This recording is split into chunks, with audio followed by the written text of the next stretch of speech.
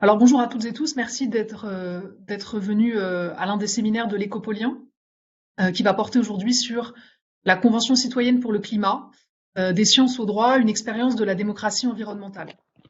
Alors je vous rappelle peut-être en quelques mots les tenants et les aboutissants de la Convention citoyenne pour le climat, et ensuite je vous présente nos deux intervenants et je vous explique un peu comment ce fonctionnement de la conférence va avoir lieu.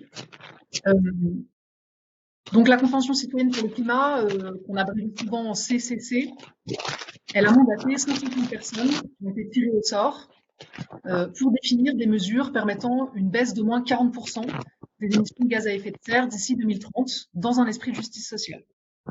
Avec deux enjeux, construire un projet de société qui soit juste, tout en intégrant la question écologique, et allier la démocratie participative avec l'expertise scientifique sans s'y réduire et en préservant l'autonomie des citoyennes.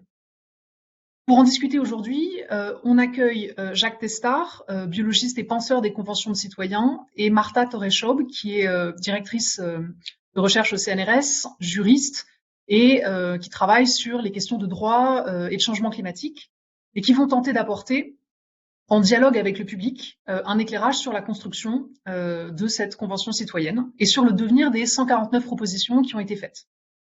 On va s'interroger en particulier sur les lacunes et les succès, qui sont forcément partiels parce que la Convention a rendu ses conclusions il y a seulement quelques mois, sur les conditions de formation de cette Assemblée, sur la pertinence des propositions au regard des enjeux climatiques, et puis sur les suites qui sont données par le gouvernement et sur leur inscription dans le droit actuel, qui n'a rien d'évident.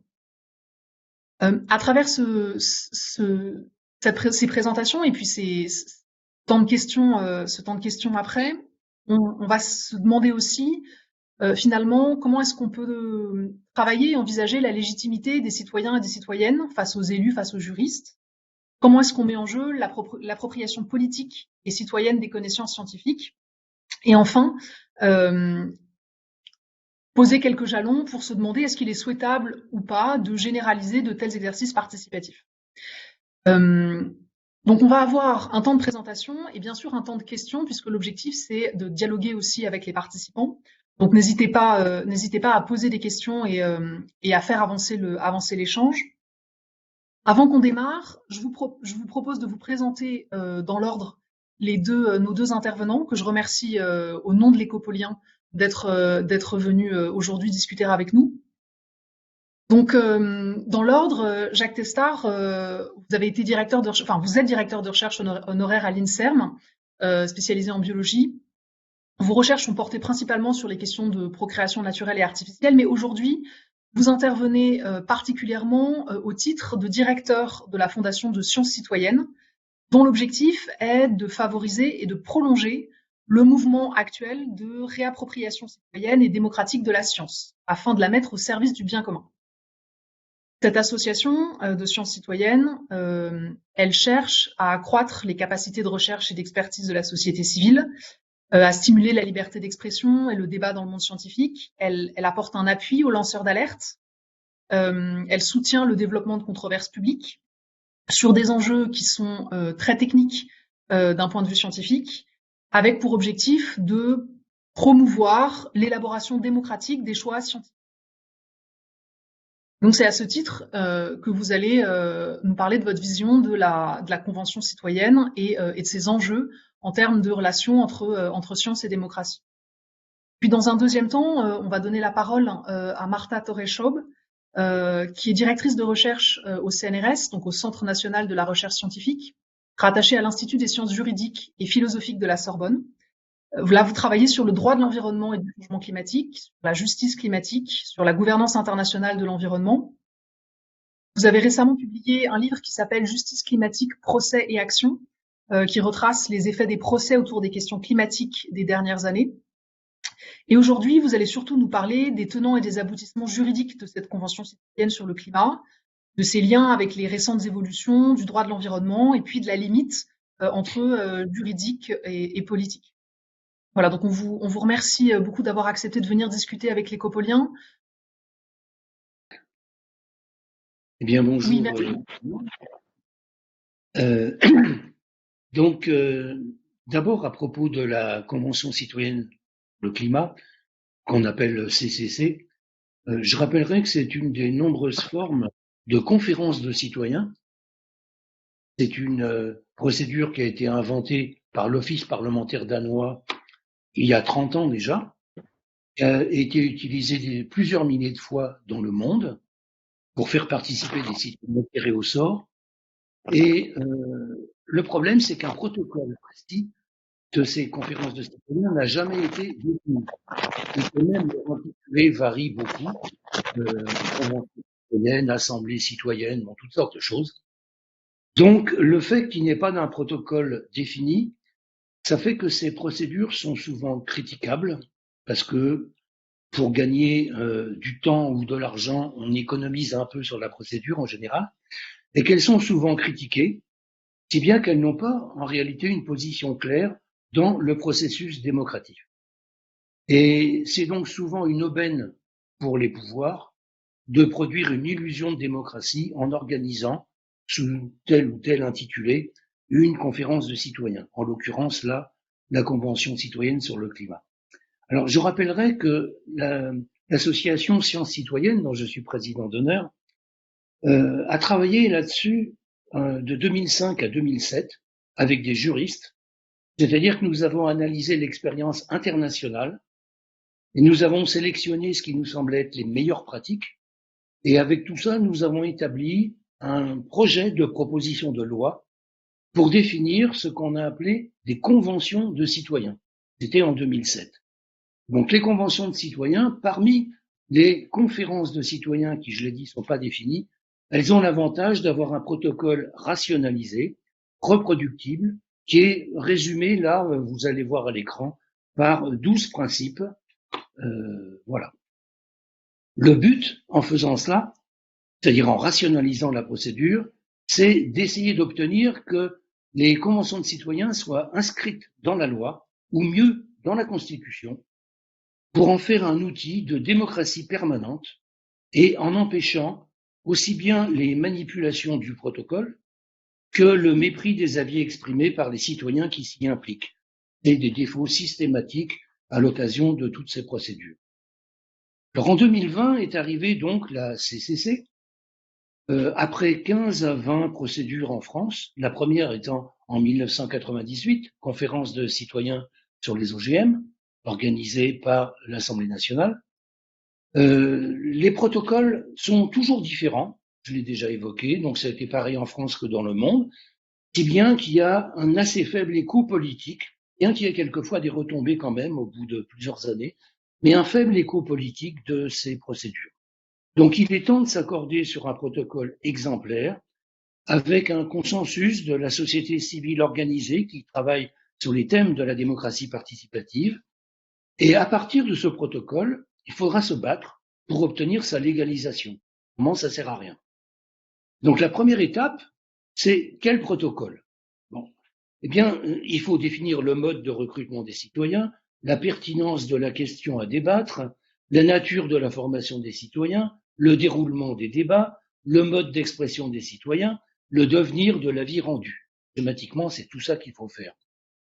Ici, aujourd'hui, je vais donc confronter les 12 principes proposés par Sciences citoyennes avec la réalité de la dernière procédure qui est celle de la CCC. Et d'abord, je vais évoquer plusieurs des principes que nous proposons qui ont été effectivement mis en place dans la CCC, ce dont nous nous réjouissons. Ce n'est pas à cause de nous, mais ils ont été mis en place, ça coïncide. Donc d'abord le numéro 2, donc ce sont les principes en vert. Le numéro 2, c'est l'engagement par le président Macron lui-même de prendre en compte l'avis des citoyens, soit directement, soit par débat parlementaire, soit par référendum.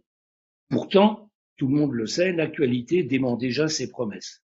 C'était prévisible. La trahison soutient la nécessité de donner à la procédure un statut institutionnel pour empêcher le mépris du travail des citoyens. Le principe numéro 3, c'est le tirage au sort. Là-dessus, je ne vais pas insister, peut-être on en discutera, mais il s'agit d'obtenir un échantillon représentatif de la diversité de la société. Et là, je pense que c'était très bien respecté dans la CCC et c'est bien documenté. Le principe numéro 5, les citoyens ne sont pas rémunérés, ils sont indemnisés comme dans les jurys d'assises.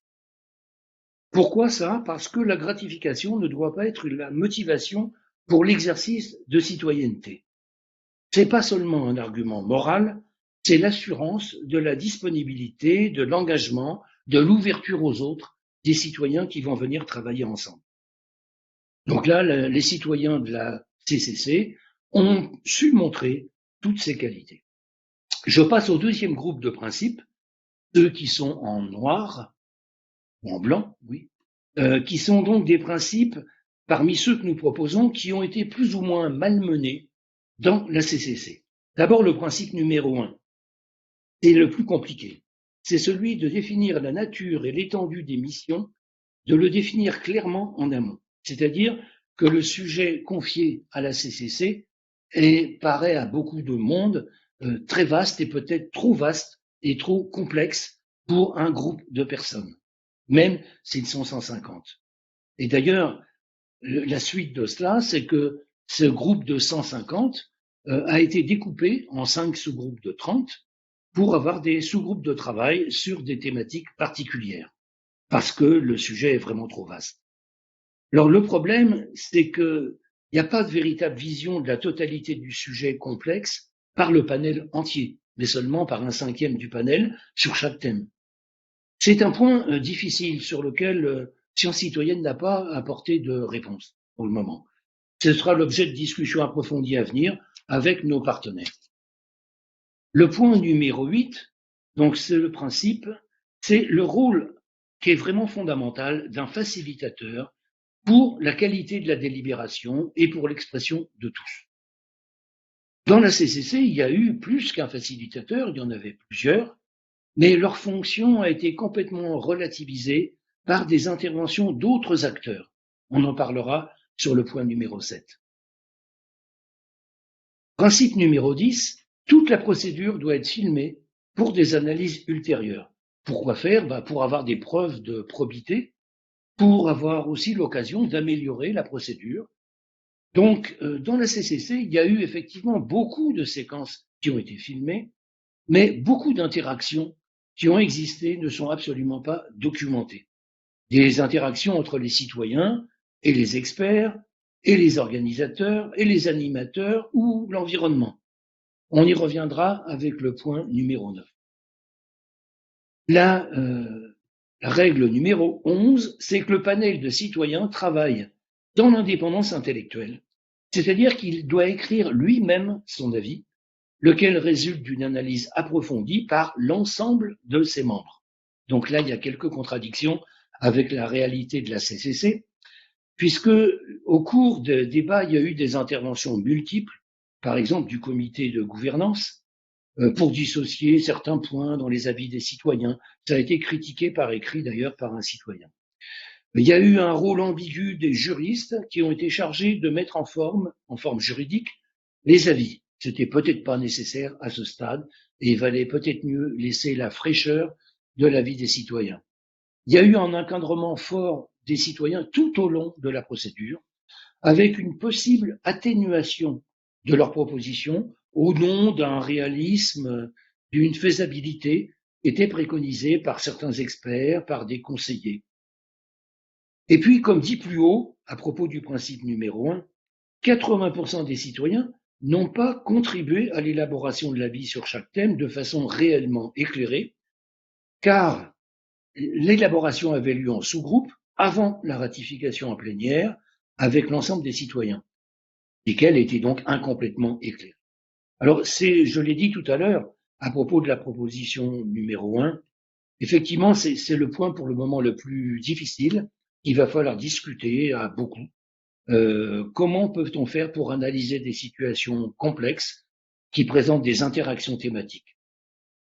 J'en viens maintenant au dernier point de mon intervention sur les conditions qui ont été complètement négligées dans la CCC parmi les principes que Sciences citoyennes propose. Le numéro 4. Nous pensons que les citoyens qui sont déjà partisans de certaines solutions ou qui démontrent des liens d'intérêt en rapport avec l'objet de la convention ne doivent pas être retenus après le tirage au sort. Plusieurs cas dans la CCC ont été évoqués par les organisateurs eux-mêmes, donc de citoyens qui étaient déjà aguerris, partisans de certaines solutions, mais qui sont restés dans les groupes de travail. Bon, nous savons à Sciences citoyennes que c'est le plus controversé parmi nos 12 principes, avec l'argument que, puisque c'est le hasard qui en a décidé ainsi, pourquoi ne pas laisser faire? Je rappellerai que Danny Cohn-Bendit a été tiré au sort, c'est ce qui s'est dit officiellement, et je demande s'il avait accepté, comment ça se serait passé, vu le personnage, son charisme et sa connaissance aussi des dossiers ou son audace. Donc, la présence dans le panel de personnes qui ont déjà fait des choix rompt l'égalité des membres du panel vis-à-vis de la question étudiée.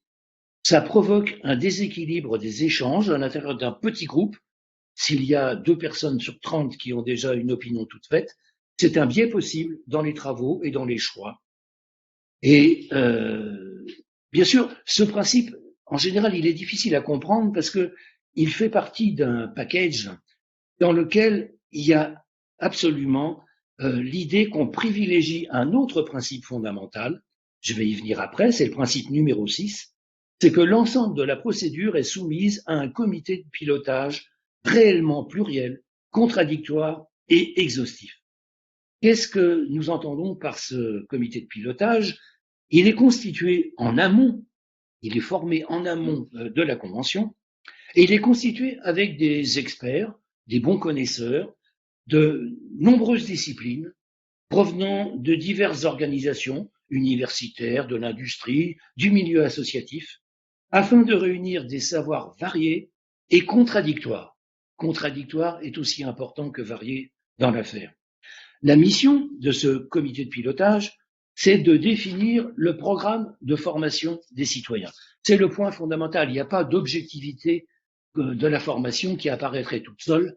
Il faut essayer de se rapprocher de l'objectivité maximale et pour ça, réunir donc des gens qui ont des opinions diverses, des formations diverses, mais qui sont reconnus comme des experts dans leur champ.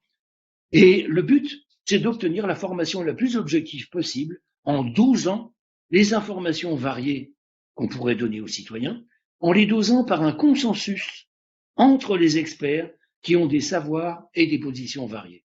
C'est le seul moment où apparaît le consensus, parce que contrairement à ce qu'on lit dans la presse, une conférence citoyenne n'est pas une conférence de consensus. On en discutera peut-être. En effet, il n'existe jamais une vérité scientifique incontestable en réponse à une thématique complexe. Et puis, par ailleurs, le savoir n'est pas produit par les seuls scientifiques. Il faut des gens des sciences humaines, il faut des gens du milieu militant, il faut des gens de l'économie, toutes sortes de monde, et pas seulement des scientifiques. Donc, le comité de pilotage établit un plan de formation et établit aussi l'identité des formateurs, parce que lui-même, les membres du comité de pilotage ne vont jamais rencontrer les citoyens. Ils établissent un programme. Donc, établissent l'identité des formateurs qui vont venir apporter leur expertise devant les citoyens, établit la durée d'intervention de chacun, lequel doit être respecté de façon stricte. Donc tout ça est établi par consensus et est établi en amont de la convention. Qu'est-ce qui s'est passé dans la CCC? C'est pas du tout ça. Il s'est passé qu'il y a eu un comité de gouvernance qui a réagi, on peut dire, à l'instinct, aux demandes, aux insuffisances pendant tout le déroulement de la convention, en s'adaptant donc, en absence de formation initiale des citoyens. C'est-à-dire que les citoyens ont été peu armés pour les premiers échanges avec les experts et que d'autre part, il n'y a aucune rationalité pour la délivrance des informations puisque c'est au coup par coup qu'on intervient et qu'on va présenter un nouvel expert. Donc c'est une attitude complètement différente devant ce que peut être l'information des citoyens. Le point numéro 7, donc les interactions entre les experts et les citoyens doivent être absolument limitées au programme défini, comme je viens de le dire, par le comité de pilotage. Contrairement à ce qui s'est passé dans la CCC, les experts ne déjeunent pas avec les citoyens. Il n'y a pas de discussion en dehors du cadre défini. Si on a dit pendant 1h15, telle personne, tel expert va discuter avec les citoyens, au bout d'1h15, c'est fini. Donc là, il n'y avait absolument aucune discipline en ce sens. Pourquoi ça? C'est pour éviter l'influence abusive de certains experts qui peuvent être plus séduisants que d'autres, pour limiter toutes les influences sur les citoyens, pour les limiter au programme qui a été prédéfini. Je rappelle, défini par consensus entre des positions différentes et des savoirs différents. Donc finalement, le comité de pilotage, il pose des cases de connaissances à remplir de façon rationnelle et en amont. Ça, c'est très important. Venons-en au principe numéro 9. Pour les mêmes raisons, le citoyen doit être abrité des pressions extérieures. Le travail doit se faire à huis clos. Dans la CCC, on le sait, il n'y avait absolument pas de protection. Les séances au 16 étaient ouvertes. Les relations avec les médias étaient importantes et des influenceurs éventuels ont pu intervenir auprès des citoyens. De même, certaines orientations des sous-groupes ont été diffusées avant même qu'elles soient votées en plénière. Elles étaient déjà connues, elles passaient à la télévision. Donc il y a là une possible action de certains influenceurs pour rectifier les choix des citoyens avant le vote. Nous préconisons donc que les travaux d'une convention de citoyens doivent se dérouler à huis clos, avec anonymat des citoyens jusqu'à la remise de leur avis.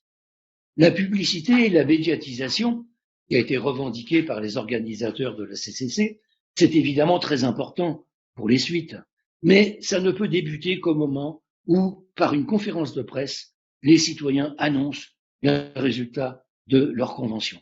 À ce moment-là, on peut effectivement les mettre dans le débat public. Enfin, le principe numéro 12, c'est l'évaluation de la procédure et le suivi des avis dans le temps par des acteurs indépendants. Dans la CCC, il n'y a pas de comité de suivi des avis.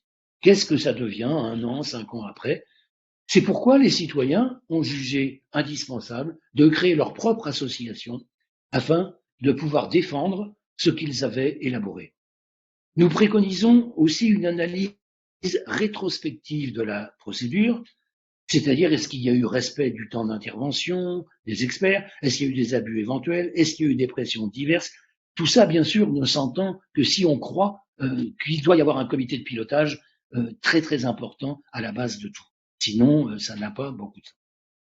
Donc, ces analyses doivent être faites par des observateurs extérieurs, qui sont en général des universitaires spécialisés, des sociologues, et le bilan progressif de la prise en compte ou de la non prise en compte des avis dans la durée doit donner lieu à des communications publiques de ces évaluations.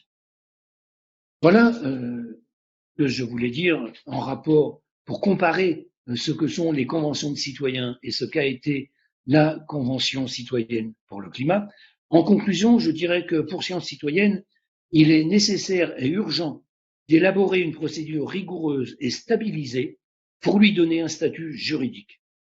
C'est d'autant plus important que de nombreux projets de conventions de citoyens sont conçus par les pouvoirs, surtout actuellement, conçus vraisemblablement comme un moyen commode de jouer à la démocratie sans rien changer. Par ailleurs, il y a actuellement une volonté de réformer le Conseil économique et social et de l'environnement. Donc il y a plusieurs projets de réforme qui sont discutés et en général, dans ces projets, il est dit que cette instance, donc le 16, organiserait des conférences citoyennes. Tant mieux, mais personne ne dit de quoi on parle précisément quand on dit conférence de citoyens ou conférence citoyenne. Ça n'est toujours pas précisé. C'est pourquoi Sciences citoyennes souhaite mener ce travail d'élaboration avec tous les acteurs intéressés, parce que la Convention de citoyens, pour nous, est un outil exceptionnel de démocratie continue. On peut ajouter que la France pourrait s'honorer d'en inventer le premier protocole normalisé. Voilà, je vous remercie. Merci beaucoup pour cette intervention, Jacques Testard. Alors, vous concluez sur, de façon particulièrement intéressante pour la suite de notre conférence sur des éléments de réflexion notamment et d'ancrage juridique. Et on va passer la parole maintenant à Martha Torreschaub. On prendra les questions juste après pour avoir une sorte d'équité et puis lancer vraiment le débat entre nos deux intervenants. Et donc, vous avez plutôt présenté, disons, les modalités dont un panel et une convention citoyenne pourraient avoir lieu dans des conditions optimales. Et on va s'intéresser maintenant plutôt aux répercussions juridiques de ce type de convention. Et donc, on va passer la parole à Martha Torreschaub qui justement travaille sur ces questions. Donc, si ça vous convient, je vous passe le micro. Merci encore Voilà. d'avoir accepté notre invitation. Bonjour à toutes et à tous et merci beaucoup de cette invitation. Alors, je voudrais juste préciser que je ne suis pas forcément spécialiste des conférences citoyennes. Je travaille sur le droit du changement climatique et sur les questions climatiques et plus largement sur les questions environnementales et écologiques. Et bien entendu, la conférence citoyenne pour le climat a attiré mon attention depuis le début. Donc j'ai suivi assez attentivement sa mise en place, son développement et son évolution, ainsi que le rendu des propositions. Et puis bon, je me pose également bien sûr des questions sur le suivi de ces propositions et la mise en forme juridique de ces propositions. Voilà.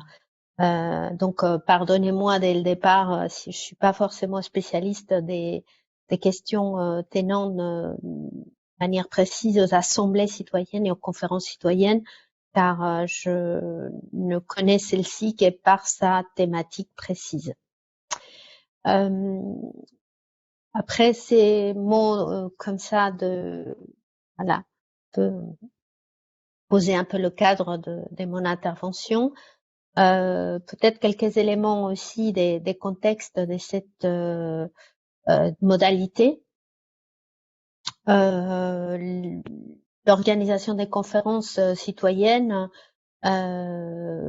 répond effectivement, comme a été dit tantôt par le professeur Testard, à une demande des consultations du public en matière des santé et en matière environnementale, plus précisément. Et juridiquement, cela tient aussi à la ratification par la France de la Convention d'Aarhus de 1998 du Conseil de l'Europe, qui a donc introduit trois sortes de droits démocratiques concernant l'environnement. Le premier, c'est le droit à l'information de tout citoyen sur les thématiques environnementales. Le deuxième droit, c'est le droit à la participation et donc à la discussion. C'est dans ce cadre-là que ça s'inscrirait en général les conférences citoyennes et plus précisément celle-ci.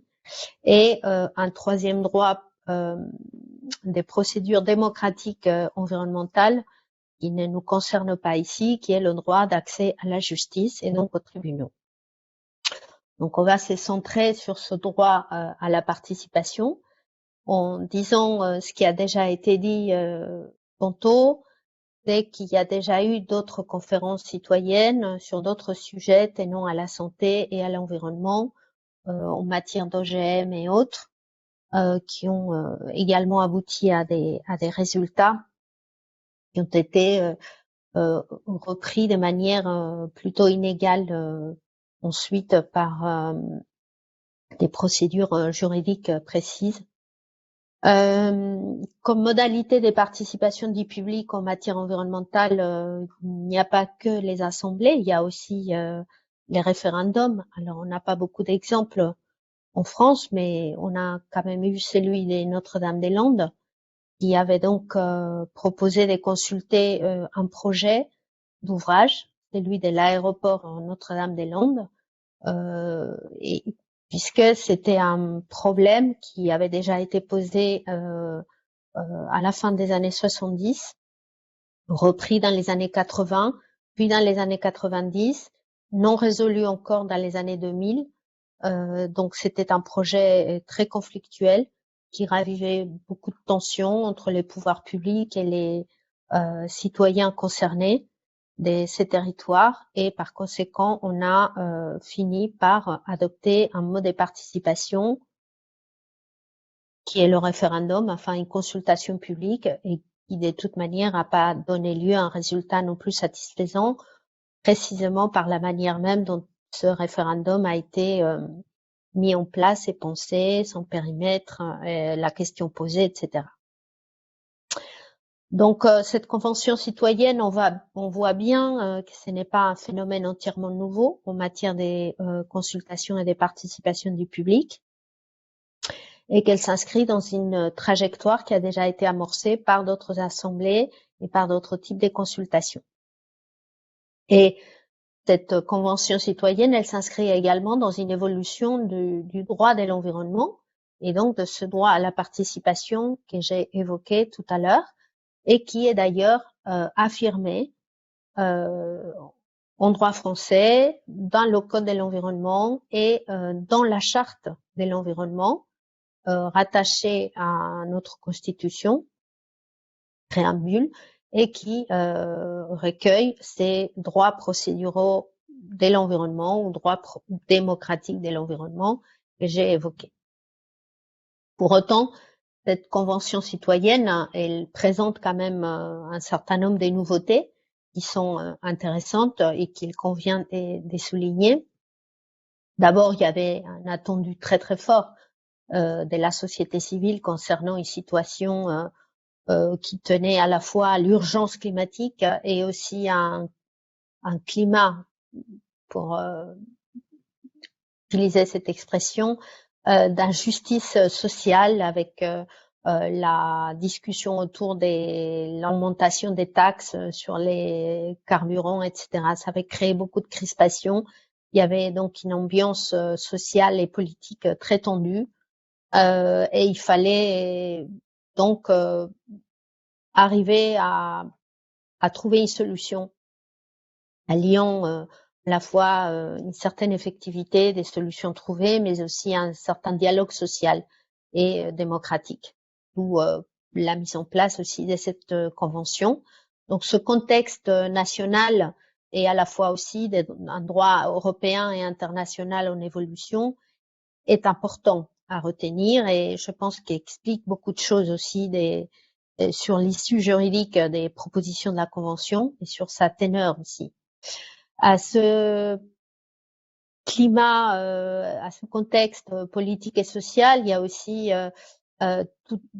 différents types de manifestations plus spécifiquement climatiques, les marches des jeunes pour le climat, les grèves pour le climat, les actes de désobéissance civile, le décrochage des portraits, etc., dans les mairies, qui tenaient aussi à la nécessité, à l'urgence climatique, différentes aussi apparitions et discours des certains militants pour le climat, très jeunes aussi, comme Greta Thunberg et autres, dans des assemblées parfois très emblématiques comme les Nations Unies. Également, plus précisément, il y avait des ONG qui étaient porteuses des projets assez spécifiques, même des projets juridiques concernant la question climatique, et par exemple qui portaient la question du crime d'écocide, ou qui portaient la question de la nécessité de réformer l'article 1 de la Constitution pour y inclure la protection du climat. Et donc tous ces éléments, et probablement d'autres que j'ai oubliés ou que j'ai pas trop le temps de citer, tout ça, ça crée des agendas croisés des différents intérêts des différentes personnes, et tout ça explique aussi peut-être un contexte à la fois un peu peut-être d'urgence aussi dans la mise en place de cette convention, et peut-être le fait qu'on n'a peut-être pas suffisamment réfléchi en amont aux conditions précises qui ont été donc évoquées par un professeur Testard, des questions des procédures ou des questions des rigueurs sur le cadrage précis de cette convention. En tous les cas, il y a 149 propositions à l'issue de cette convention. Ce n'est pas négligeable, c'est important, mais on voit bien qu'il y a quand même une grande complexité autour de ces propositions, notamment en ce qui concerne la traduction juridique de ces propositions. C'est par rapport à cela aussi que je voudrais aujourd'hui évoquer la question. Donc, pour moi, il y a 2 points importants concernant les aspects purement juridiques. D'abord, sur les propositions elles-mêmes, leur nature, leur teneur, et ensuite sur les conséquences ou les suites à donner à ces propositions. Donc, d'abord, sur les propositions elles-mêmes, il y aurait plusieurs questions à se poser. Premièrement, je dirais la construction même de ces propositions. Ça a été évoqué également tout à l'heure. Ça a été fait par des citoyens qui avaient eu un temps assez court d'information sur les questions climatiques. Donc, a priori, eux, ils n'étaient pas du tout des experts, on est bien d'accord, mais ils ont été informés, mais dans un laps de temps assez court. Donc, de quelle manière ils ont pu s'imprégner de ces questions qui sont quand même finalement assez précises, assez techniques, et comment les experts ont pu les accompagner et jusqu'à quel point, donc quel aurait été le rôle finalement de l'information à laquelle ils ont eu accès, ces citoyens, et le rôle de ces experts dans la transmission de ce savoir ou de ces informations pour pouvoir ensuite construire et aboutir à certaines propositions. Donc ça, c'est une première question à aborder. Deuxième question sur les propositions elles-mêmes, c'est donc le cadrage juridique de ces propositions. Donc, il s'agissait pas d'énoncer juste des souhaits ou des propositions. Il s'agissait aussi d'accompagner l'énoncé de ces propositions et de les formuler ou les reformuler de manière à les rendre faisables juridiquement et éventuellement législativement. Pour que justement elles aient une chance d'aboutir. Donc ça, c'est notre question qu'on vient de se poser. Troisième et dernière question par rapport à cela, c'est le contenu même de ces propositions. Alors, je vais me concentrer sur une thématique précise. C'est la question de la Constitution et des institutions françaises. Donc, dans ce sens, la Convention citoyenne a eu 3 axes de réflexion. Premier objectif, c'était de donner une place plus importante aux citoyens dans les mécanismes de contrôle et de renforcement de l'efficacité des instances déjà existantes et éventuellement envisager la création des nouvelles instances, notamment d'un défenseur de l'environnement. Et donc, il y avait plusieurs propositions, faciliter les voies d'accès à l'information, un accès plus rapide, les conditions de recevabilité aussi. Et également, une question assez juridique qui était d'étendre le préjudice écologique aussi à l'action de l'administration, puisque ce préjudice écologique existe aujourd'hui, mais en droit privé, c'est-à-dire en droit civil, par rapport à des personnes donc privées, et pas en droit administratif, c'est-à-dire pas par rapport à l'action de l'administration. Donc la Convention proposait cela dans ce premier objectif de renforcer l'efficacité des instances déjà existantes et dans la proposition des créations des nouvelles figures. Il voulait donc renforcer aussi la transparence, la précision des rapports d'évaluation environnementale qui pour eux n'étaient pas suffisantes et donc encore une fois rendre plus accessible au public un certain nombre de rapports et d'informations concernant ces évaluations. Bon, je ne vais pas énumérer toutes les autres propositions dans ce premier axe de réflexion, mais elles vont toutes dans ce sens-là, c'est renforcer, rendre plus transparent ou créer des nouveaux mécanismes, soit des contrôles, soit des protections. Deuxième axe de réflexion, c'était également la modification, cette fois-ci pas des institutions, mais la Constitution, en ajoutant un troisième alinéa nouveau à l'article 1er, qui dirait la phrase suivante, enfin qui se résumerait de cette manière: la République garantit la préservation de la biodiversité, de l'environnement et la lutte contre le dérèglement climatique.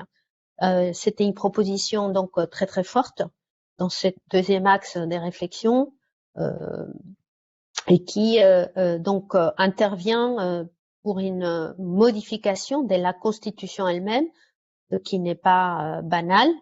Et c'était une manière de mettre à la charge de l'État une obligation très très forte avec le mot garantie, et une obligation plutôt des résultats d'ailleurs plus que des moyens, donc doublement très très forte. Et troisième axe des réflexions par rapport au contenu même de ces propositions, également dans cette dynamique de modifier la Constitution. Cette fois-ci, il s'agissait de modifier le préambule avec un deuxième alinéa nouveau au préambule qui serait la conciliation des droits, libertés et principes qui en résultent ne saurait compromettre la préservation de l'environnement, patrimoine commun de l'humanité. Donc la Convention était partie dans cette réflexion-là et proposait cela, qui supposait à nouveau de réviser la Constitution.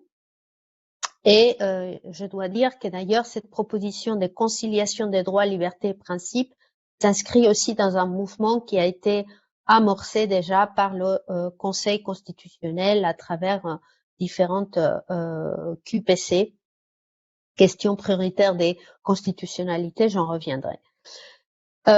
Donc ces propositions concrètes étaient des réformes de la Constitution, on pourra y revenir, étaient accompagnées d'une autre proposition très très forte également, qui était celle d'instaurer une nouvelle loi, une loi sur le crime d'écocide. Il proposait donc d'adopter une loi qui protégerait les écosystèmes de la dégradation et de la destruction, en faisant porter la responsabilité juridique et financière sur les auteurs des déprédations. Et dans cette loi, il y aurait un certain nombre de questions intégrées, dont un devoir de vigilance, un délit d'imprudence, la pénalisation du crime d'écocide et l'instauration des limites planétaires, avec donc la création d'une haute autorité pour les limites planétaires. Bon, quelle suite donc donner à ces propositions, quelles suites ont été données, c'est mon deuxième et dernier point sur lequel j'irai un peu plus vite. Il y avait plusieurs possibilités. Je vais suivre un peu les analyses de certains de mes collègues qui ont écrit déjà sur ces questions, notamment le professeur Rémi Radiguet. Il propose notamment soit l'idée de passer par un règlement, qui serait donc un acte émanant de l'exécutif. Ça pourrait être un règlement qui dériverait d'une loi, soit ce serait un règlement autonome. Ensuite, une autre possibilité, c'est faire intervenir le législateur directement, donc avec une loi, c'est ce qui a été proposé par la Convention, c'est ce qu'on a vu tout à l'heure, mais comment faire cela, par quelle phase doit passer un projet de loi qui émanerait de cette Assemblée, de cette Convention citoyenne, pour aboutir à un texte de loi qui devrait être quand même ratifié par le Parlement ou élaboré en tous les cas par le Parlement en dialogue avec la Convention. Quels seraient donc ces pouvoirs de la Convention citoyenne pour pouvoir faire des propositions au Parlement, lequel ensuite pourrait passer à une phase d'élaboration de la loi. Bon, on voit bien que à l'heure actuelle, ces questions restent un peu en suspens. La solution qui a été trouvée pour le moment, c'est un peu mes propos conclusifs, qui sont en fait des propos d'ouverture. On pourra comme ça échanger entre nous. c'est la réforme de la justice environnementale qui a été annoncée donc par Madame la ministre de l'écologie et Monsieur le ministre garde des Sceaux de la justice, et avec la création d'un nouveau délit d'écocide, mais pas un crime, mais un délit. Et donc on a repris partiellement des propositions de la Convention, mais pas entièrement. Et avec la création d'un nouveau délit de mise en danger, la Convention, elle proposait un délit d'imprudence, et cette loi proposerait la création d'un délit de mise en danger. Donc il y a un certain nombre des propositions qui ont pu être entendues, plein d'autres qui ne l'ont pas été ou qui difficilement pourront l'être, notamment celles concernant peut-être les réformes constitutionnelles. Ça risque d'être un peu plus compliqué, mais on pourra en discuter. Et on a également proposé dans ce projet de loi sur la justice environnementale créer des sections spécialisées sur l'environnement dans les cours d'appel, donc créer des nouvelles sections, des nouveaux tribunaux qui s'occuperaient uniquement des questions environnementales. Et également ce délit donc d'écocide qui ne s'appelle pas finalement délit d'écocide, qui est un délit général des pollutions. Donc ça a été finalement pensé d'une manière assez différente, et il ne contemple pas, il n'envisage pas l'extension d'un crime d'écocide, c'est-à-dire d'une destruction massive des écosystèmes ou systématique, mais plutôt un délit général donc des pollutions.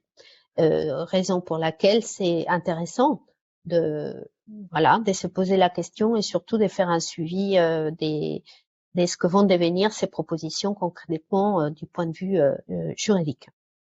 Voilà. Je vais m'arrêter là en fait pour pouvoir échanger avec vous tous. Merci beaucoup, Martha. Je sais pas, peut-être Angélique, tu voulais reprendre la parole, non? Non, je voulais simplement remercier. D'accord. Alors, on vous remercie tous les deux chaleureusement. On va passer maintenant aux questions.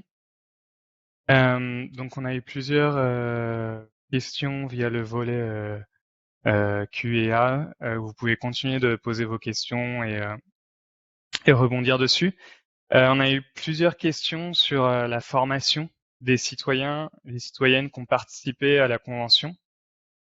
Je propose de les regrouper et de commencer par en poser une à Martha et les suivantes à Jacques. Une des questions portait sur la formation d'un jury d'assises. Les jurys d'assises ont été mentionnés au début. Est-ce que le modèle de la formation du jury d'assises peut servir à un mode de formation des citoyens ou des citoyennes qui participent à une convention citoyenne? Oui, c'est une question intéressante. Mais je pense que peut-être Monsieur Testard est plus expert des questions concernant la manière dont on choisit les citoyens, ou la manière dont il y a un tirage au sort. Je pense que ça a en commun avec les jurys d'assises le fait que c'est tiré au sort, mais par ailleurs, je suis pas certaine que faire un parallèle ça concerne ces questions-là, mais peut-être que Monsieur Testard a des idées plus poussées sur ça. D'accord, donc je la compléterai dans ce cas. Plusieurs questions ont été posées donc sur notamment donc comment on forme ces 150 citoyens, et aussi comment on s'assure qu'ils ne soient pas influencés durant le processus de formation, et voir comment peut-on carrément développer leur esprit critique pour qu'il soit le moins influençable possible. Alors à propos des jurys d'assises, je suis pas un spécialiste, mais j'ai vu souvent passer cette comparaison entre les conférences citoyennes et les jurys d'assises. Le seul point, comme disait Martha, le seul point commun, c'est le tirage au sort. Autrement, ça n'a rien à voir. Il n'y a pas vraiment de formation dans les jurys d'assises. Je pense que le président du jury explique aux gens quelle est leur responsabilité dans cette fonction qu'on leur a donnée, la gravité de la situation, des choses comme ça. Mais il n'y a pas vraiment, il n'y a pas une formation juridique. Donc d'ailleurs, est-ce que ce serait nécessaire? Je ne sais pas. Donc c'est tout complètement différent. Dans les conventions citoyennes, il y a nécessairement une formation parce qu'il s'agit de problèmes où il y a beaucoup de technologies qui sont discutées. Il y a beaucoup de données scientifiques. Et c'est pas quelque chose qui vient intuitivement comme ça, sur lesquels les gens auraient une opinion valide. Il faut apprendre avant de pouvoir juger.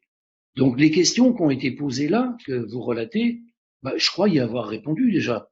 La meilleure façon d'avoir une formation objective, nous croyons à Sciences citoyennes, que c'est de réunir un groupe de personnes, on appelle ça le comité de pilotage, qui sont de disciplines variées, qui sont d'opinions variées, c'est-à-dire on introduit le contradictoire, et qui se mettent d'accord par consensus sur le programme de formation et l'identité des formateurs. Je crois qu'il n'y a pas de façon plus objective. Autrement, il y a forcément quelque part une magouille. Donc voilà.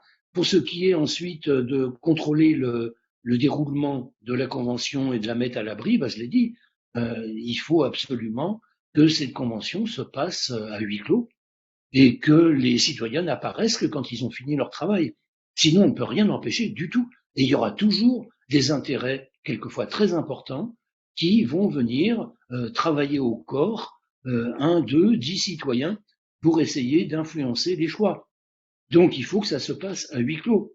Maintenant, pour ce qui est de responsabiliser les citoyens, je crois que les gens qui acceptent ce travail, qui, on l'a dit, n'est pas rétribué, mais seulement indemnisé, c'est des gens qui ont déjà une conscience sociale ou politique importante.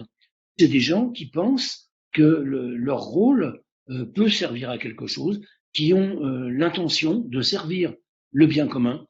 J'ai écrit un bouquin là-dessus d'ailleurs, qui s'appelle L'humanitude au pouvoir, où j'ai pensé que il y a quelque chose qui apparaît dans les conférences de citoyens, même mal faites. Et c'est unanimement partagé par tous les sociologues qui étudient les procédures dans le monde entier, c'est que les gens étonnent ceux qui regardent parce qu'ils manifestent à la fois de l'assiduité, mais de l'intelligence et de l'altruisme. C'est quelque chose qui se manifeste à chaque fois. C'est-à-dire des gens qui ne se connaissent pas, qu'on met ensemble pour donner un avis sur un sujet qu'ils ne connaissent absolument pas, mais pour lequel ils vont travailler. Ils changent complètement d'attitude par rapport à ce qu'ils sont dans la vie courante. Ils deviennent intelligents et généreux, altruistes. Ils pensent beaucoup plus, par exemple, aux gens du tiers-monde ou aux générations à venir qu'à leur propre famille. C'est souvent les citoyens décident de règlements qui sont contraires à leur intérêt propre. Tout ça, c'est vraiment quelque chose d'intéressant et ça montre en quoi cette procédure est originale et qu'il ne faut pas la galvauder en la traitant mal. Il faut en faire vraiment une procédure exemplaire. Parce que ce qu'il y a de mieux dans toutes ces conférences de citoyens, c'est les citoyens, jusque-là. Alors merci à vous deux. Juste avant de laisser la parole à Jeanne, justement dans le chat, quelqu'un qui a trouvé les deux interventions très intéressantes désirait avoir un message positif aussi suite à vos interventions, et donc je pense que ça c'est vraiment quelque chose d'enthousiasmant. Merci. Merci Alexis, merci aux deux intervenants. Je vais adresser une question à Martha de la part d'Élodie Raspail sur l'avancement du droit français en matière environnementale. Est-ce qu'il est plus ou moins avancé que nos pays voisins? D'accord. Il est différent, puisque chaque droit national est assez différent. On a des socles communs qui viennent du droit international, par exemple sur la question climatique, la Convention cadre des Nations Unies 92 et l'accord de Paris 2015 ont comme un socle commun et exercent ensuite une influence sur les droits nationaux. Donc, il y a aussi le droit européen qui s'est construit également au supranational et qui influence ensuite les droits nationaux qui sont plus ou moins homogènes, mais pas du tout égaux. Et donc, ils sont très différents, avec des mécanismes différents. Du coup, on peut pas dire que la France, elle est plus en avance ou pas. Ça dépend sur quel point et par rapport à quels instruments. Mais c'est vrai que la France, actuellement, donc pour résumer, 2 points des progrès dans le droit français. Il y en a d'autres, hein, mais 2. La loi sur le devoir de vigilance des entreprises et qui va concerner probablement aussi la question climatique. Et c'est typiquement français. La France est pionnière avec cette loi et elle impose aux entreprises transnationales un devoir de vigilance sur leurs activités par rapport aux effets qu'il pourrait y avoir sur les droits de l'homme, la protection de l'environnement. Donc, on peut imaginer que sur le climat également. Et deuxième grande avancée, c'est cette réforme de la justice environnementale que j'ai citée pendant ma présentation, avec la création des 2 nouveaux délits, un délit de pollution générale et un délit de mise en danger de l'environnement. Ça, c'est assez nouveau.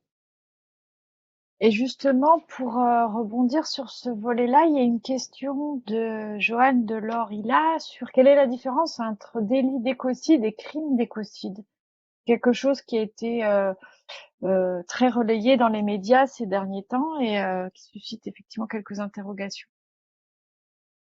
D'accord. Alors, je ne suis pas spécialiste du droit pénal, mais bon, disons que la différence en général déjà, entre un crime et un délit, c'est une différence de degré, une différence de juridiction. Donc, un crime, c'est une infraction beaucoup plus lourde, beaucoup plus forte. C'est par exemple un homicide, un assassinat, et un délit, c'est une infraction moins lourde. Donc, les peines ne sont pas les mêmes, les sanctions ne sont pas les mêmes, et les juridictions qui connaissent de l'un et de l'autre ne sont pas les mêmes. Les crimes, c'est les juridictions d'assises, et les délits, ça peut être les tribunaux dans les sections pénales, donc c'est différent. Du coup, un crime d'écocide, c'est, je dirais, la vitesse supérieure, surtout avec l'analogie dans le vocabulaire des cides, comme génocide, etc. Donc c'est très fort, très symbolique. C'est une des raisons pour lesquelles ça crée des discussions et peut-être aussi des crispations chez certains, parce que c'est pas banal de dire que qu'il y a un écocide envers l'environnement. C'est une destruction donc plus ou moins programmée, plus ou moins massive. Pourrait prendre un peu le parallèle avec les crimes contre les personnes et les droits de l'homme. Donc ça aurait été un crime si on l'avait créé, qui aurait mérité donc une discussion par rapport déjà à la définition elle-même. Alors que si on dit délit d'écocide, c'est vrai que tout de suite ça passe à un autre niveau dans le droit pénal, d'autant qu'il ne s'appellera peut-être pas écocide, il s'appellera pollution générale, ce qui n'est pas tout à fait la même chose. Merci. J'espère avoir répondu à la question. Mais encore une fois, je ne suis pas spécialiste du droit pénal, donc il doit y avoir des nuances que j'ai probablement pas pu développer, mais globalement, c'est ça les différences. Merci. Merci. Je sais pas, Jacques, si vous vouliez rebondir là-dessus ou si on passe à la prochaine question. Alors, il y a des questions. Vous avez, Jacques, mentionné le choix des citoyens. Donc, comment bien choisir, comment avoir un échantillon qui soit pas biaisé. Lié à ça, il y a des questions sur la radicalité des propositions qui ont été faites par les citoyens. Sont-elles à la hauteur de ce qu'on leur demande? Sont-elles carrément révolutionnaires? Et lié à ça, ou au contraire, y a-t-il eu de l'autocensure dans un but de faire des propositions qui soient réalistes ou qui s'intègrent dans disons, dans le système économique et social actuel? Bon, mon point de vue, en étudiant différentes conférences de citoyens, ou intitulées du même genre, conférences citoyennes, etc., je crois que c'est celle qui est la moins, comment dirais-je, la moins provocante, la moins révolutionnaire. C'est-à-dire que toutes les idées qui ont été posées par ces citoyens, elles sont déjà connues dans le milieu associatif. Il y a des gens qui se battent sur ces thèmes-là depuis des années. Donc, ils ont été contents qu'on reprenne leur idée, et c'est une bonne chose, mais il n'y a pas eu d'inventivité. Alors que d'habitude, dans ce genre de procédure, il y a des idées qui sortent que personne n'a jamais eues, ni les experts, ni les politiques. Et, et c'est quand même important. Je prends l'exemple, par exemple, de la conférence de citoyens sur les OGM, la première en 98. C'est là qu'il y a eu l'idée que dans toute assemblée d'expertise, il doit y avoir deux parties. Il doit y avoir une partie par les scientifiques et une autre partie par la société civile. Ça, c'est quand même une idée qui a été émise et qui a fait la modification de la commission de génie biomoléculaire qui existait à cette époque-là, qui jugeait donc des OGM. Cette commission s'est transformée en HCB, au Conseil des biotechnologies, en introduisant un autre jury complémentaire, une assemblée complémentaire, par des gens de la société civile. Bon, depuis, ça... Et bon, cette commission, justement, vient d'être supprimée. C'était la seule commission dans laquelle il y avait le point de vue de la société qui s'exprimait de façon réglementée. Alors, je prends cet exemple, mais on pourrait en prendre plein. Dans chaque conférence de citoyens, il y a une idée qui sort. L'idée, par exemple, de la pollution des avions et de la taxation du kérosène, elle est née de la conférence de citoyens sur le climat, la première, organisée en 2002 par le ministère de l'Environnement, et j'avais été l'organisateur de cette convention, de cette conférence, je me rappelle. C'est là que ça m'a introduit d'ailleurs dans ces procédures-là.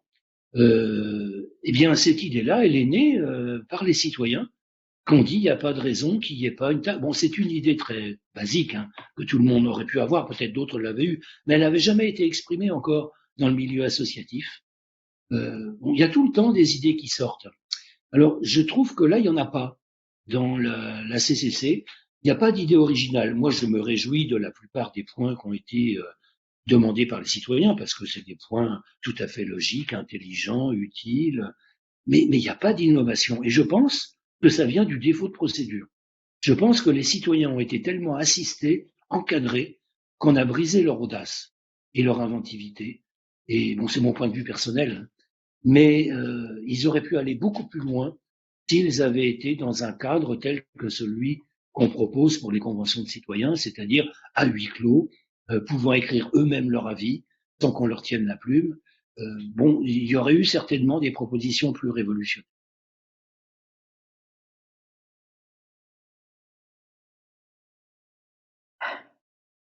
Merci.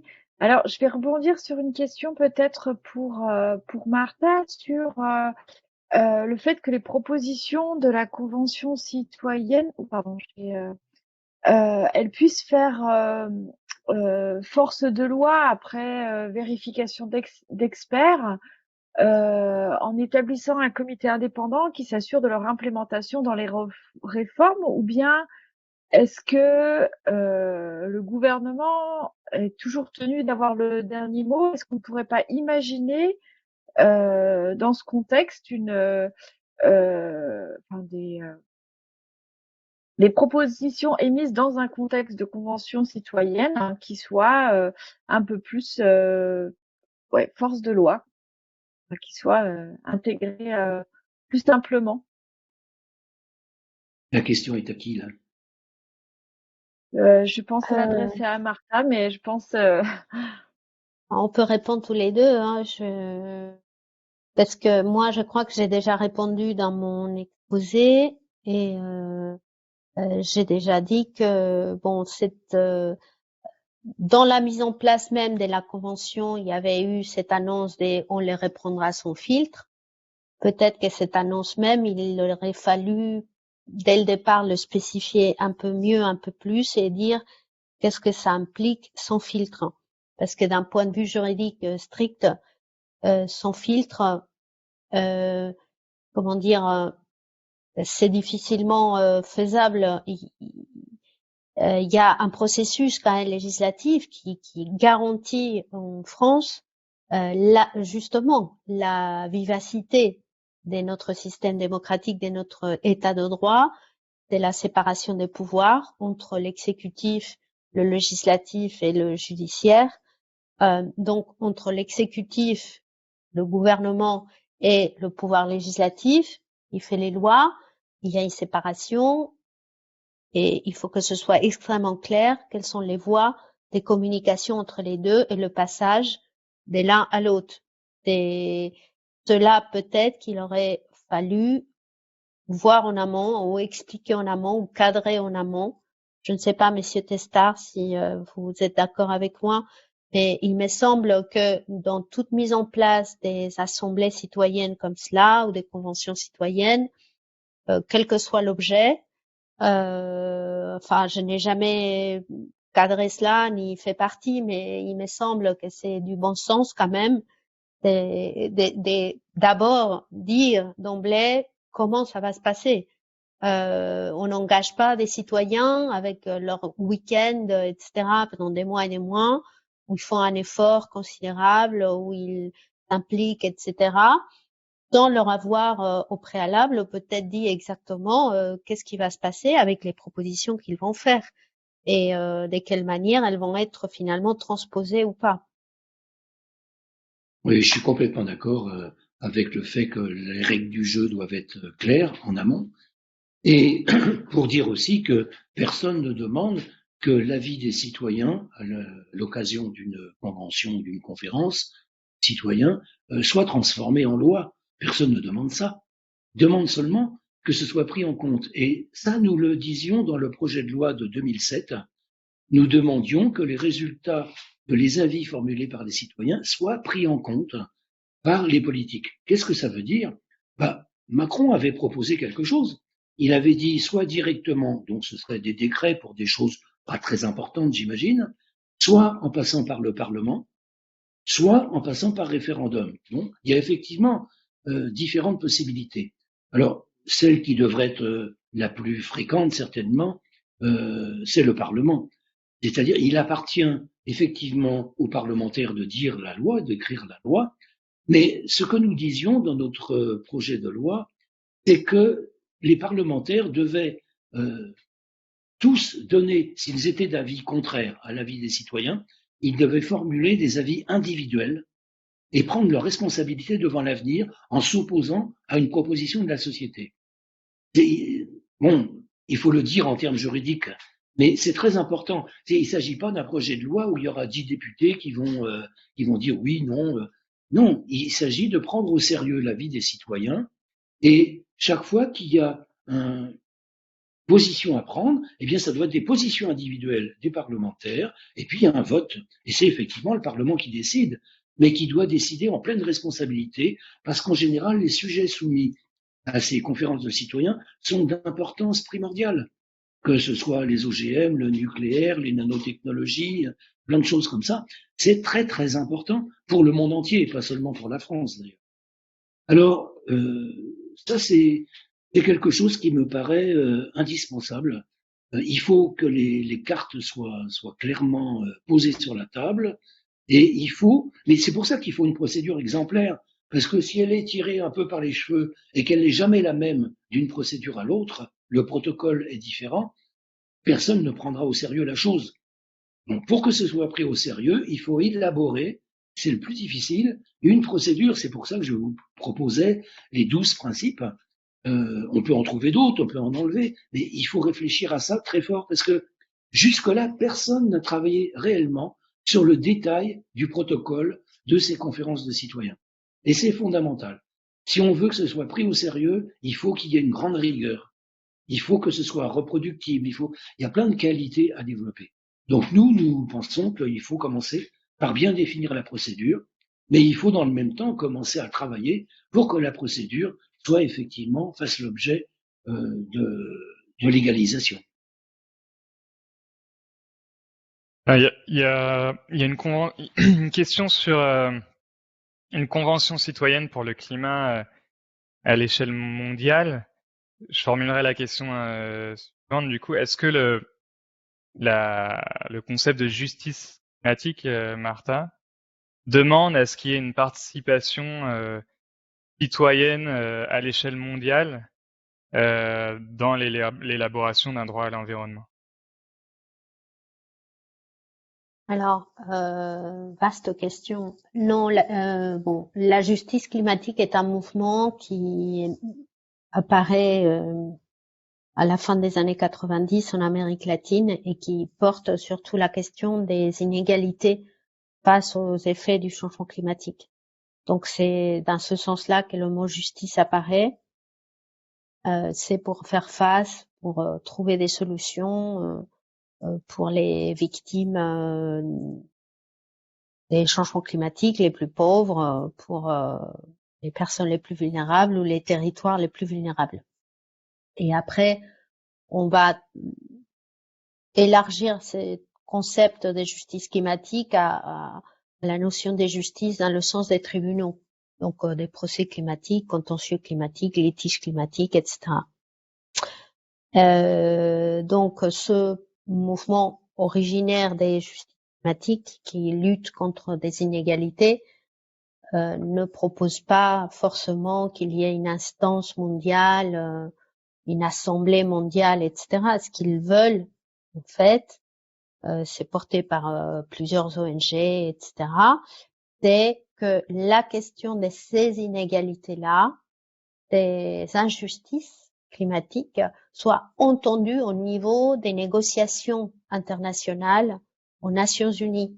Donc, au niveau des conférences des parties qui se réunissent tous les ans pour faire évoluer le droit international du climat, la Convention cadre, l'accord de Paris. Mais donc, la justice climatique ne propose pas la création d'une autre assemblée.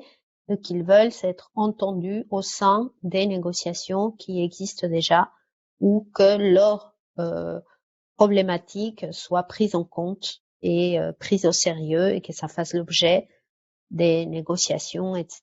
et qu'on prenne des mesures précises.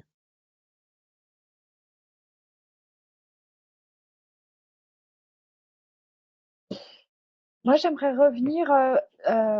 Il y a plusieurs questions qui portent sur la représentativité de ces 150 citoyens qui ont été tirés au sort, sur le fait que on peut s'interroger sur la légitimité des propositions qui sont faites par un groupe de 150 personnes versus les 600 députés qui sont élus par le peuple. Comment est-ce qu'on estime que 150, enfin, d'où vient ce chiffre de 150 personnes? En quoi il peut être vraiment représentatif de notre société? Alors j'essaie de reprendre, pardon.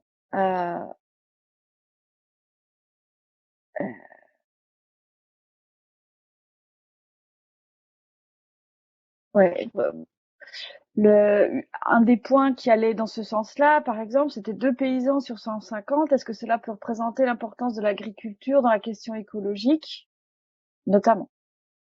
Donc, ce thème de la représentativité de d'une convention sur 150, constituée de 150 citoyens.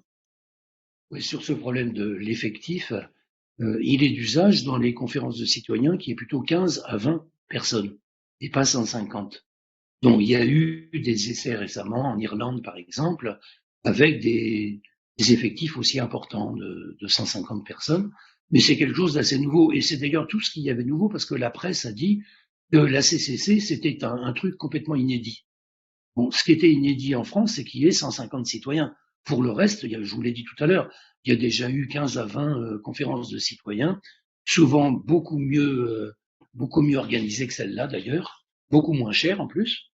Donc l'effectif, c'est un sujet qu'on chaque fois effectivement on est exposé. On ne peut pas dire que même avec 150 citoyens, on ne peut pas avoir de représentativité statistique. Il faudrait avoir plus de 1000 citoyens en France pour obtenir la représentativité. Donc, qu'il y ait 600 parlementaires, qu'il y ait 150 citoyens dans la CCC, c'est pas au niveau statistique, ça n'est pas représentatif. Mais c'est représentatif de la diversité si le choix des citoyens a été judicieux. C'est-à-dire qu'après le tirage au sort, qui concerne beaucoup plus de monde que ça, qui sélectionne 10 fois plus de citoyens, il y a ensuite un entretien avec ces citoyens pour voir lesquels sont disposés d'abord à intervenir, lesquels paraissent aptes à apporter quelque chose et peuvent représenter effectivement un certain courant, une profession, une classe d'âge, un sexe, toutes sortes de choses, parce qu'on ne peut pas mettre tout le monde. Ce qui est recherché, c'est la diversité maximale, c'est pas la représentativité. Donc, en quoi des citoyens tirés au sort pourraient être plus performants, plus intelligents, plus productifs que des parlementaires élus? Ça, c'est une vraie question. Mais il me semble que les résultats des conventions, des conférences de citoyens, parce que jusqu'ici, il n'y a jamais eu de convention telle que je la propose, hein. Mais les conférences de citoyens démontrent des résultats qui sont effectivement bien au-dessus dans leur inventivité, dans leur rapport avec le bien commun, à ce que proposent les assemblées élues. Donc il y a quelque chose là qui se passe. Je disais tout à l'heure, je parlais d'humanitude, hein. L'humanitude, pour moi, c'est ce mélange d'intelligence collective et d'altruisme qui se manifeste dans ces groupes. Donc c'est cet ensemble-là que j'ai appelé l'humanitude, on peut l'appeler autrement, mais ça n'existe pas au Parlement, ça. Au Parlement, on a des gens qui se comportent, bon, il y a des parlementaires honnêtes, hein, je veux pas, mais qui se comportent de façon très conventionnelle, ils ont leur rythme, ils ont leurs habitudes, ils ont leur ancrage. Une conférence de citoyens, elle est détruite aussitôt qu'elle a rendu son avis, par exemple. Elle ne sert qu'une fois. Et les citoyens de conférence, il faudrait qu'ils soient tirés au sort une autre fois pour aller dans une autre conférence. C'est pas du tout pareil au Parlement. C'est-à-dire qu'on prend ses habitudes. Et à partir de là, on devient beaucoup moins offensif. Donc il y a cet aspect-là. Et puis il y a aussi que souvent les parlementaires, c'est souvent dit hein, dans les médias, sont complètement coupés de la réalité. Les citoyens connaissent tous le prix de la baguette ou du ticket de métro. Donc c'est pas du tout la même chose. Et c'est des gens qui apportent un autre regard qui est différent. Alors pourquoi il faut quand même en passer par les parlementaires? Parce que on est dans un système qui est fait comme ça. C'est le Parlement qui fait la loi et il n'est pas question pour le moment de changer ça. Donc c'est simplement apporter au Parlement l'éclairage de la société qui soit donc élaboré de la façon la plus juste possible, la plus représentative, et les parlementaires avec ça vont faire la loi. Mais c'est pas la même chose une assemblée de parlementaires et une assemblée de citoyens. Merci. Donc finalement, on peut dire que ce ne sont pas les citoyens qui font la fabrique de la loi, mais ça reste quand même les parlementaires ou le gouvernement via les décrets. Sur le sujet du... Le cas du référendum, hein. Tout à l'heure on est passé un peu vite. Le cas du référendum, il est intéressant. Moi, j'ai une certaine méfiance parce que dans le référendum, les gens votent sans avoir eu de formation. Donc c'est pas du tout pareil que les citoyens dans les conventions. Ils n'ont pas de formation, ils votent un peu à l'intuition. Alors si c'est un sujet assez simple où tout le monde peut apporter son opinion, ça peut marcher. Mais sur un sujet un peu compliqué, ça n'a pas de sens. Mais ça prend du sens si le référendum a été précédé par une convention de citoyens. Parce qu'à ce moment-là, des citoyens ordinaires, tirés au sort, qui ont travaillé, qui ont rendu un avis, cet avis devient très important pour les autres citoyens s'ils sont appelés à s'exprimer par référendum et vont leur servir de référence. Donc finalement, le référendum, logiquement, il devrait ratifier ce que disent les citoyens. Bon, il se pourrait qu'ils disent le contraire, on n'en a pas d'exemple. Hein. Mais moi, je ne vois le référendum que comme étant postérieur à une convention de citoyens. Sinon, c'est l'objet de toutes les manœuvres, et on l'a vu d'ailleurs. Donc voilà. Merci. Vous avez mentionné le renouvellement des conventions citoyennes à chaque instance. Serait-il une question qui se pose, serait-il envisageable ou intéressant de mettre en place une assemblée citoyenne qui soit tirée au sort, comme pour la convention citoyenne, mais qui serait celle-ci permanente et qui du coup pourrait remplacer par exemple une organisation comme le Sénat. Qui risque d'avoir les mêmes tares que le Sénat au bout d'un moment. À partir du moment où les gens s'installent dans une fonction, qu'ils soient élus ou qu'ils soient tirés au sort, je crois que ce sera pareil. Donc, il me paraît très important que le groupe de citoyens qui a été tiré au sort, c'est pour une fonction précise, pour répondre à une question, et ensuite ils disparaissent. Et pour une autre question, on va prendre d'autres citoyens. Il y a assez de monde dans la société quand même. Donc, ça, je crois que c'est très très important.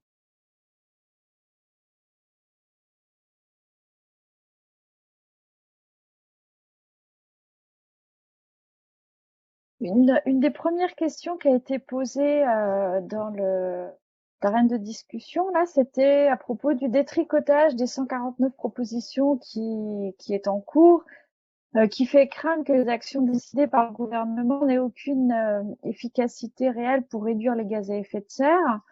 Et la question, c'est est-ce que les 149 propositions forment un tout nécessaire pour atteindre l'objectif, ou est-ce qu'on peut envisager de prendre en considération qu'une partie de ces propositions? On aimerait bien avoir vos avis sur cet aspect-là. Moi, j'ai pas du tout étudié l'impact des propositions. Je les connais un peu, mais je pense que Martin est mieux placé que moi pour répondre à cette question. Alors, je réponds en plusieurs temps parce que je crois qu'il y avait quand même plusieurs questions dans la même. Détricotage, bon, elles n'ont pas été reprises, les 149, mais elles sont pas toutes, je dirais, bannies ni détricotées, puisque comme j'ai dit tout à l'heure, on a pris, enfin, ça a permis de les faire avancer, mais bon, il y avait aussi d'autres éléments. Il y avait eu un rapport l'année dernière sur la faisabilité d'une réforme de la justice environnementale, et à cela s'est ajouté un certain nombre de propositions émanant de cette convention, et du coup, l'un dans l'autre, ça a permis de proposer aujourd'hui cette réforme de la justice environnementale. Elle peut être plus ou moins ambitieuse, elle peut se rapprocher plus ou moins des souhaits précis de la convention citoyenne, mais en tous les cas, là, je ne parlerai pas du coup des tricotages, mais c'est juste, donc ça va plutôt dans le sens de ce qu'a dit le professeur Testard, c'est une prise en compte. Si on part du fait que les propositions qui émanent d'une assemblée citoyenne, d'une convention citoyenne, ici en l'espèce la Convention citoyenne pour le climat, 149 propositions, moi je trouve que c'est déjà beaucoup quand même, hein. Mais bon, très bien, ça a été très riche comme voilà comme résultat. Après, il faut voir la faisabilité de ces propositions, la manière dont ça s'en sert déjà dans un droit qui existe déjà, pour parler en termes juridiques, hein. Le réalisme du coup, et surtout aussi qui a déjà été amorcé avant et comment ça, je dirais, ça rend plus faisable ou moins faisable ces propositions. Mais en tous les cas, pour certaines, elles ont quand même été prises en compte. Et en plus, elles se recoupent aussi avec d'autres, je dirais, d'autres décisions, d'autres instances. Donc, à mon avis, l'un va renforcer l'autre. On n'a fait que commencer, je pense. C'est comme ça qu'il faut peut-être voir aussi les résultats de cette convention. Ce n'est pas fini. Je pense que c'est une dynamique qui s'est enclenchée pour rester comme ça positif. Et le Haut Conseil pour le climat a rendu il y a pas longtemps un rapport sur la question, par exemple, de l'isolement des bâtiments, sur la performance énergétique, etc., en montrant, en donnant son avis, qui sera également pris en compte, j'imagine, par le gouvernement, sur la nécessité d'avancer dans ce sens. Et ça reprend aussi un certain nombre de l'esprit de certaines de ces propositions de l'Assemblée citoyenne. Donc, on voit bien qu'il y a une dynamique qui est enclenchée. Donc, il y aura probablement, j'espère, une prise en compte, en tout cas, d'un certain nombre de ces propositions. Après, il faut voir de quelle manière et qu'est-ce qu'on entend par prise en compte, etc. Ça, c'est un débat passionnant. D'ailleurs, je pense qu'avec au sein de votre association, professeur Testard, vous menez, j'imagine, ce type de réflexion. Qu'est-ce qu'on entend par prise en compte? Il faudrait voir, voilà, qu'est-ce que c'est qu'une prise en compte pour établir les contours de cette notion et pour bien l'asseoir et qu'elle soit bien claire. Voilà. Oui, moi, je serais moins optimiste que vous. Je pense que tout ce qui va à l'encontre du système économique et du néolibéralisme sera repoussé, et que c'est seulement par des luttes extérieures, des mouvements de rue, des pressions diverses, que les propositions des citoyens ont une chance un jour de devenir règle, parce que ça se fera pas tout seul. Pour moi, la Convention de citoyens, c'est un outil, et c'est un outil qui est mis entre les mains aussi des militants, des électeurs, de tous ceux qui interviennent pour changer la société. C'est un outil d'intelligence sur tel ou tel point, mais il faut qu'il y ait une force qui intervienne pour faire appliquer, pour se servir de cet outil, pour faire de la loi. Alors justement, je vais en profiter peut-être pour élargir le débat un petit peu, sachant on conclura dans 10-15 minutes. Vous avez parlé de différents moyens de s'impliquer. La Convention citoyenne en est une. On a une question aussi qui porte sur comment dire l'intérêt, les effets indirects ou secondaires d'une convention citoyenne, notamment sur l'apprentissage de la citoyenneté ou de la démocratie. J'imagine que on a une centaine de participantes, de participants. Nombreux et nombreux doivent se demander qu'est-ce qu'ils peuvent ou qu'est-ce qu'elles peuvent faire, ils ou elles, chez eux. Est-ce que vous auriez des recommandations pour nous en termes de Martha ou Jacques, en termes d'engagement personnel ou d'engagement politique ou d'engagement professionnel sur ces questions du climat et du droit de l'environnement? Bah, si Martha, vous voulez commencer par rebondir là-dessus. J'ai conscience de vous challenger un peu. Oui, alors des propositions au quotidien, on connaît un peu ce qui réduit l'impact des émissions, on connaît ce qui réduit les émissions elles-mêmes, donc c'est vrai qu'à chacun avoir des comportements peut-être un peu plus je dirais adéquats à cet objectif de réduire et d'arriver à une neutralité carbone. Et rester attentif aussi à ce qui se fait, à ce qui se fait au niveau des pouvoirs publics, bien sûr. Je pense que les citoyens, il faut qu'on surveille un peu ce qui se fait et que les gens restent attentifs pour voir jusqu'à quel point il y a une cohérence dans l'affichage des objectifs et dans la mise en œuvre après des mesures pour y arriver. C'est un ensemble. C'est les citoyens et c'est aussi les pouvoirs publics et c'est aussi les acteurs privés, bien sûr. Mais moi, je crois que les 149 propositions jouent un grand rôle dans la prise de conscience par l'ensemble de la société de la gravité de cette crise climatique. Donc, c'est très important. Je critique la procédure, hein, mais je crois que le travail qui a été fait, malgré peut-être ce qu'en souhaitaient les organisateurs, il est allé un peu plus loin, et il aurait pu aller encore plus loin si la procédure avait été mieux délimitée. Mais ces résultats sont importants, et qu'est-ce qu'on peut demander aux gens? À partir du moment où ils prennent conscience de la gravité, c'est qu'ils s'engagent quelque part dans le milieu associatif, dans la coalition climat. Il y a plein de mouvements qui s'engagent pour que les politiques prennent en compte les résolutions non seulement de la Convention climat, mais tout ce qui est élaboré par différentes institutions, par des groupes de travail qui réfléchissent, qui proposent depuis très longtemps et en général qui sont complètement négligés. J'ajouterais un point qui m'est cher. Je reviens sur cette humanitude. Si c'est vrai ce que je dis, je crois que c'est vrai parce que c'est pas moi, j'ai inventé le mot, mais je n'ai pas inventé le fait que quand vous mettez des gens tirés au sort devant un problème complexe, des gens qui se connaissent pas, ils échangent entre eux, ils deviennent intelligents et altruistes. C'est vérifié par tous les sociologues qui travaillent là-dessus. Alors, si c'est vrai, quel gaspillage d'humanité il y a tous les jours. Et comment on pourrait imaginer une société dans laquelle l'humain pourrait devenir vraiment humain, parce que serait justement confronté à des problèmes dans certaines situations qui lui permettraient de devenir à la fois plus intelligent, mais aussi plus au service du bien commun. C'est quelque chose qui semble être constitutif de notre espèce. Apparemment, ça existe aussi chez certains animaux.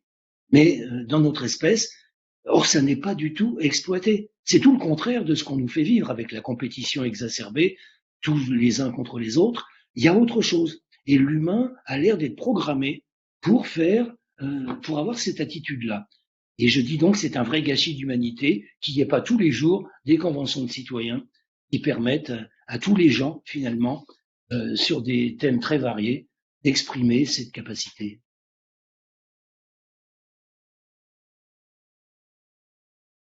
J'aime beaucoup votre remarque, mais du coup, ça me fait rebondir sur une question de Pacoum sur le fait que ces fameuses conventions de citoyens, elles ne sont-elles pas, au-delà d'une aide au Parlement, un vrai apprentissage à la citoyenneté, à la démocratie pour toute la société, et on en a vraiment besoin, même plus que besoin en ce moment. Oui, Presque, mais commentaire plus que question, presque.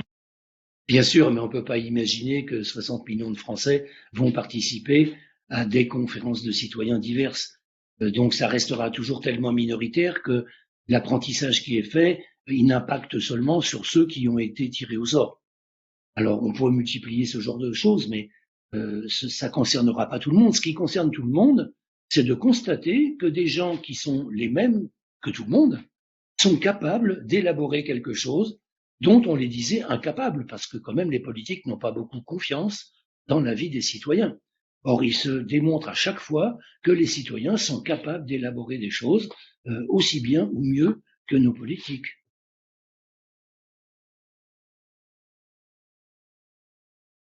Donc du coup, peut-être une dernière question pour conclure. Au final, que vous trouvez comme positif, je dirais, dans cet exercice, dans cette convention citoyenne pour le climat, Martha et Jacques, c'est finalement, est-ce que c'est finalement moins les propositions qui ont été faites, enfin, en termes de le résultat, les conséquences qu'auront ces propositions si elles sont impliquées, que le fait que les citoyens et les citoyennes ont réussi à s'approprier cette expertise et avoir des raisonnements et des propositions qui sont pertinentes. Qu'est-ce qui vous paraît le point le plus positif à tirer de cette convention citoyenne pour le climat? Pour moi, je dirais que c'est de familiariser les gens avec l'idée qu'il peut y avoir des groupes de personnes tirées au sort capables d'élaborer des avis qui vont dans le sens du bien commun, que nous, on appelle des conventions de citoyens. Ça fait 15 ans que je me bats pour essayer de faire passer des conventions de citoyens dans la loi. C'est la première fois qu'il y a une audience. Par exemple, là, j'enchaîne les webinaires, on discute, et tout ça, c'est très, très positif, quelle que soit finalement la nature des propositions des citoyens. L'importance qu'on a donnée à cette procédure qui a quand même été lancée par le président de la République a fait qu'aujourd'hui, les gens savent que ça existe, commencent à être moins critiques sur le fait que des citoyens sont capables d'élaborer des avis intelligents, et puis que les citoyens commencent éventuellement à se dire mais pourquoi on ne ferait pas ça plus souvent? Donc c'est quelque chose de nouveau. Ce qu'il faut qu'on arrive à faire comprendre, c'est que pour que ce soit fait plus souvent et que ce soit vraiment utile, il faut que ce soit bien fait. Et pour que ce soit bien fait, il faut établir des protocoles. C'est aussi simple que ça. Mais c'est une idée qu'on martèle depuis des années. C'est la première fois qu'on a un auditoire. Je ne dis pas qu'il y aura des suites, mais on a un auditoire. Merci. Oui, moi, je voulais juste dire que pour moi, les deux comptent, le fond et la forme. Donc, sur la forme, je suis tout à fait d'accord avec professeur Testard et c'est important effectivement d'établir un protocole ou également peut-être aussi une charte. Donc, le protocole par rapport à la procédure et une charte par rapport à voilà, qu'est-ce que ça implique, les responsabilités des uns et des autres, des questions déontologiques, etc. Après, sur le fond, concrètement sur cette convention, c'est intéressant quand même les 149 propositions qui ont été faites. Elles sont peut-être pas toutes novatrices ou même pas forcément, mais elles, comme j'ai dit tout à l'heure, je pense que pour certaines, elles s'inscrivent dans des demandes qui existaient déjà. On verra dans abouti. Pour d'autres, elles enclenchent des nouvelles dynamiques ou elles donnent lieu à des nouvelles formes juridiques qui sont peut-être pas celles qu'on voulait au départ, mais qui sont quand même positives, qui font avancer les choses, peut-être timidement, peut-être moins manière moins ambitieuse de ce qu'on voulait, mais en tout cas, elles sont pas toutes restées lettres mortes. Donc autant la forme que le fond, c'est intéressant.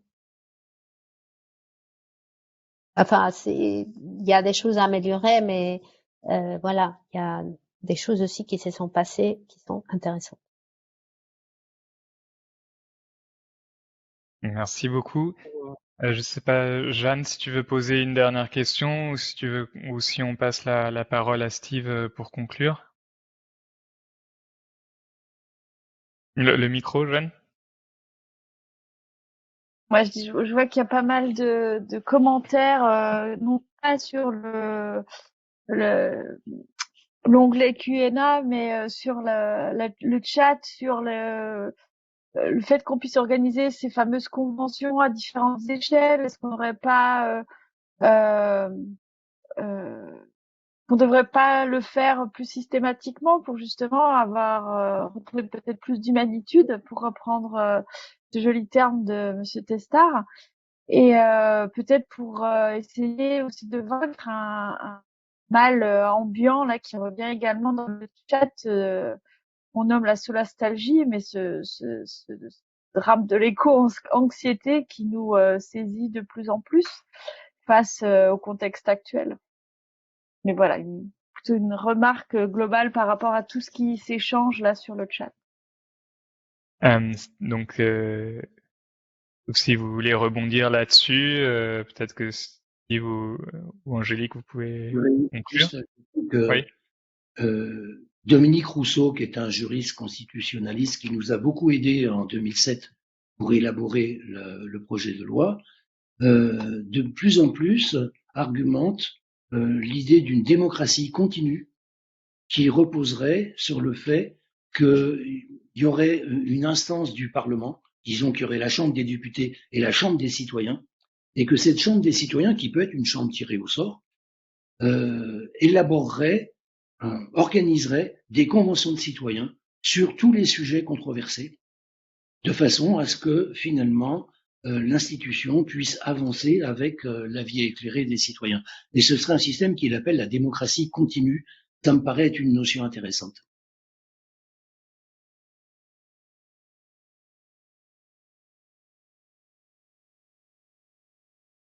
Yves? Eh bien, merci beaucoup Martha Torreschaub et Jacques Testard hein, pour ces interventions, et merci à tous ceux et toutes celles qui ont posé des questions aussi. Je crois qu'on a évoqué ce soir beaucoup de sujets, et puis on est dans une histoire en cours, donc on va suivre aussi avec attention ce qui va pouvoir se passer par la suite. On voit se dresser hein, de plus en plus aussi dans les journaux un certain nombre d'ennemis de cette convention citoyenne et de ses conclusions. Ce sont des conclusions finalement presque de bon sens hein, par rapport aux connaissances scientifiques sur la situation, et où certains pensent que ça ne va pas assez loin, mais en tout cas, on voit aussi que devant ces mesures se dressent les ennemis, disons, de l'écologie et les amis de l'ordre établi. Et voilà. Donc là, on a une affaire à suivre et je crois qu'on sera tous ravis et en soutien de ces citoyens de la Convention citoyenne pour le climat. Voilà, Angélique, peut-être que tu voulais rajouter quelque chose, ou Alexis ou Jeanne. Non, pas particulièrement. Il me reste juste il nous reste juste à remercier encore les deux intervenants et puis à dire peut-être aux gens qui sont présents que on fait régulièrement ce type de conférence et qu'on a d'autres sujets dans notre escarcelle qui sont en cours d'élaboration. Et donc on recommuniquera sur les prochains sujets de discussion très bientôt. Voilà.